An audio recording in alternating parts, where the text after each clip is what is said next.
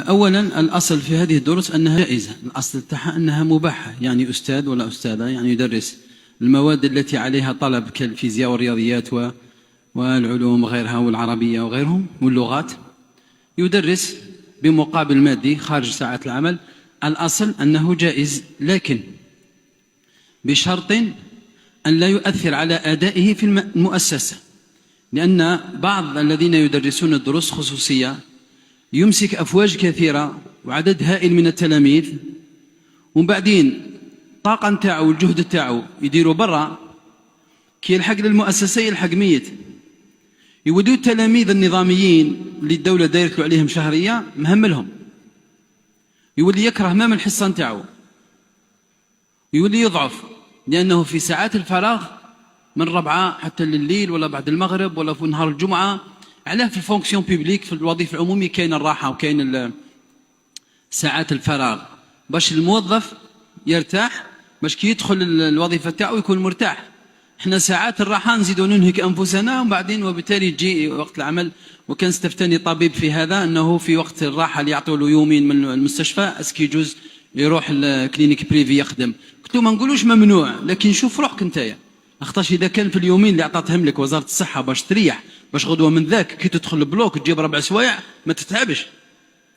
ديجا انت البارح راك الانرجي تاعك خلصت في لا كلينيك بريفي، تلحق لوبيتال بيبليك تاع الدولة تاع ليطا تولي بالك تشنف على الناس وتولي بزاف اليوم. أو شحال مرضى اورجونس 100 واحد، لا لا انا نستقبل 20 برك، فهمتوني؟ يعني نضرب في الأمثلة.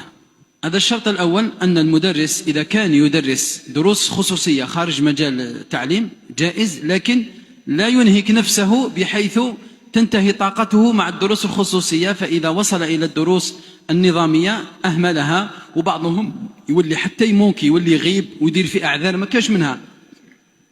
أديت الطفل يدير الفاكسة، المرأة راح تزيد، عندنا جنازة، وهو ربما ما عنده حتى ظرف، فقط باش يحافظ على الأفواج الدراسية خارج مجال العمل.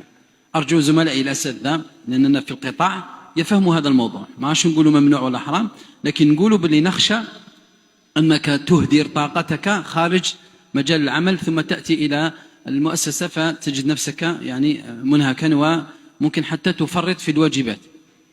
كاين بعض الزملاء الذين يدرسون دروس خصوصية يرتكبون جريمة. ما هي؟ بلغني من الثقات، أخبرني أستاذ يعني في التخصص وين يعني يطلبوا بزاف التلاميذ يقراوا، قال لي نعرف أساتذة وش يدير تمارين لي زيكزارسيس اللي يديرهم في الكور هو اللي يديرهم في الدوفوار.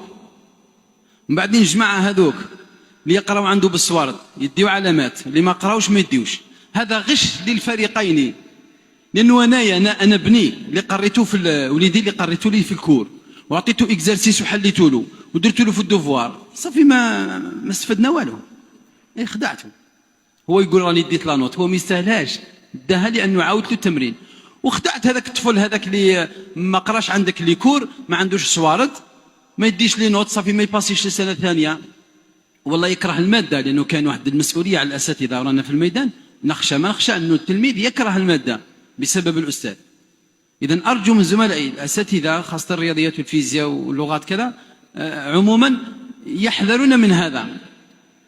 وبعضهم ماذا يفعل في الساعات النظامية وين يقري في السيام مثلا ولا في الليسي، يقري بسرعة ولا يفوت، ما يهموش فهموا ولا ما فهموش.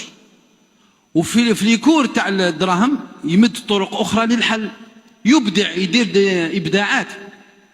وإذا يقول لكم هكذا ويعطيكم طريقة أخرى، وهذا السؤال يتحل بطريقتين، بطريقة نظرية العزوم ومجموعة الأعمال والطاقة الحركية، ويعطي له طريقة بالبرهان بالتراجع أو بقضية فيعطي له عدة طرق له. قال لك أنا هذا راح يخلص يمد في الصواد، لازم مده أكثر من التلميذ اللي راه يقرأ عندي في المؤسسة. وهذا حذاري من هذا الأمر. راك بالك تفتي روحك، والله اللي تستفتي واستفتونا ناس واعطيناهم هذه التفاصيل، قال لك انا نخدم ذي التفاصيل، اللي لقيت روحي ما نقدرش ندير هكذا ما نقريش وما نديش مقابل. واضح؟ اذا حذري ان تكون غاشا وخادعا، تروح الماده اللي تديرها في ليكور تروح تعاودها في الفروض وفي الامتحانات باش توهم الاولياء اللي ما قراوش ولادهم عندك، تقول اي والله زغماني اللي ما قراوش عنده ما داوش، اي خلاص روحوا اقراوا عندك. أروح أقرأ وعندها كل، وباش تقابل ربي يوم القيامة.